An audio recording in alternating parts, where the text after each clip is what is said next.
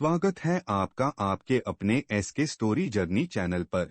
इस चैनल पर पारिवारिक और इमोशन कहानियां आपके लिए प्रस्तुत होती हैं और जो जिंदगी से हताश और उदास हो जाते हैं उनके लिए मोटिवेशनल कहानियां भी लेकर आते हैं, जो कि बहुत ही मोटिवेट करने वाली कहानियां होती हैं, जिन्हें सुनकर अपने जीवन में कुछ करने की और कुछ बनने की भावना जागृत होती है। आपके लिए अच्छी अच्छी कहानियां प्रस्तुत होती रहे, इसके लिए चैनल को लाइक करें, शेयर करें और सब्सक्राइब करें। तो स्टार्ट करते हैं आज की कहानी।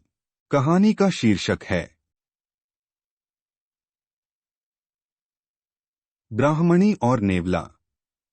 बहुत समय पहले की बात है। एक नगर में एक ब्राह्मण ब्राह्मणी रहते थे। ब्राह्मणी ने घर में एक नेवला पाल रखा था। उसे नेवला बहुत प्यारा लगता था और वह उसकी पूरी देखभाल करती थी। नेवला पूरे घर में घूमने के लिए स्वतंत्र था। कुछ समय पश्चात ब्राह्मणी के एक लड़का पैदा हुआ।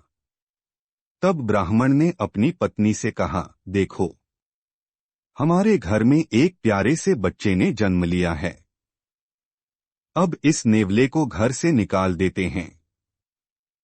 कहीं यह नेवला अपने बच्चे को नुकसान न पहुंचा दे। ब्राह्मणी ने ब्राह्मण की बात नहीं मानी, क्योंकि उसे नेवला बहुत प्यारा था।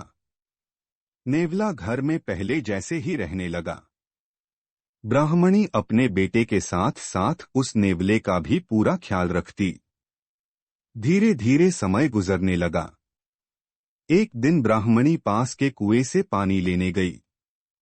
बच्चा घर पर पालने में सो रहा था और नेवला पास में ही आराम कर रहा था। इतने में कहीं से सांप आया और बच्चे के पालने की तरफ बढ़ने लगा। नेवले ने सांप को बच्चे की तरफ आते देखकर वह सतर्क हो गया। नेवला तो वैसे भी सांप का दुश्मन होता है। नेवला सांप के ऊपर टूट पड़ा। बहुत देर सांप से लड़ाई करने के बाद नेवले ने सांप के टुकड़े टुकड़े कर दिए। इस कारण घर में सब तरफ खून के छींटे बिखर गए। नेवले का मुंह भी खून से भर गया। नेवला बहुत ही खुश हुआ कि उसने अपने मालिक के बेटे की जान बचा ली।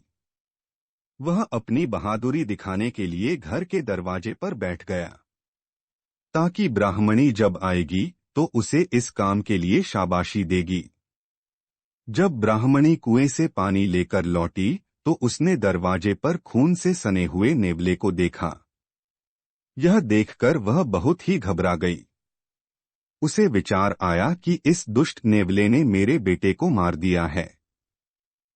इसलिए वह गुस्से से आग बबूला हो गई। उसने अपने पानी से भरे हुए घड़े को नेवले के ऊपर जोर से पटक दिया। नेवला तुरंत ही मर गया। ब्राह्मणी रोती हुई घर के अंदर भागी।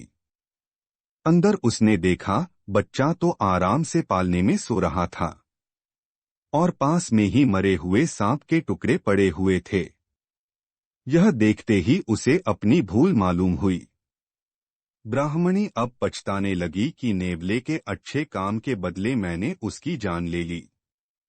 ब्राह्मण जब शाम को घर लौटा तो उसे सारी बात बताई।